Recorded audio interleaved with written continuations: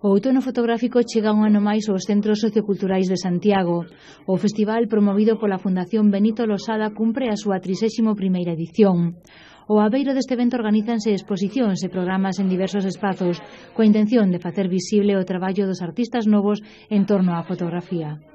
Temos un enlace, unha colaboración estreitísima e firme con dous festivais do norte de Portugal, con Instantes de Avintes, que ven de nacer, entón decidimos establecer colaboración, e con outro que é importantísimo, que son os encontros da imaxe de Braga.